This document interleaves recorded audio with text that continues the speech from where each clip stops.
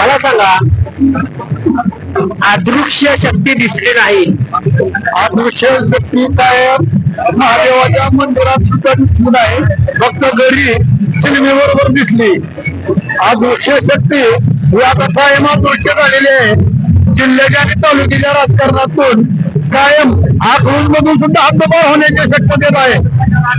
सर्व कार्यकर्त्यांनी भाजपच्या, शिवसेने, शिंदे सेनेच्या आणि राष्ट्रवादीच्या अजित पवार गट यांनी प्रचंड मोठ्या मेहनतीने काम करून आज हा राजभैरव यांचा विजय साकारलेला आहे.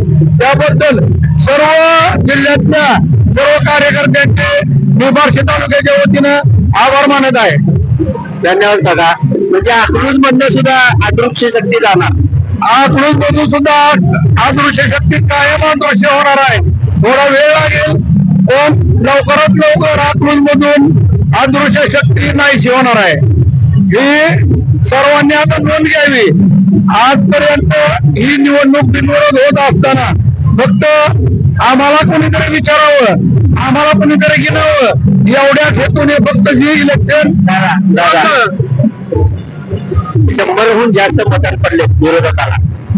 हे कमीच पडलेले आहेत. उलटे त्यांच्यातील मतं आम्हाला जास्त मिळालेले आहेत. त्यांच्यातूनच जास्त मतं आम्हाला मिळालेले आहेत. भाजपच्या मतापेक्षा आणि शिंदे सेनेच्या मतापेक्षा आम्हाला राजभैरव यांना जास्त मतं मिळालेली आहेत. तरी त्यांच्यावर कुणाचाही विश्वास राहिलेला नाही. त्या नेत्यांना आता कायमस्वरूपी अदृश्य करण्याची वेळ आलेली आहे. जिल्ह्याच्या भ्रष्टाचारात कायम मोठे हात ह्यांचाच आहे.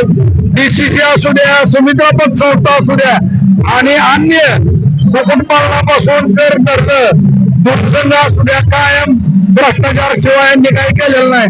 एक मोठ्या नावाखाली यांनी जो जिल्ह्यामध्ये अराजक मागवलेलं होतं, त्या अराजक आज अदृश्य झालेला आहे.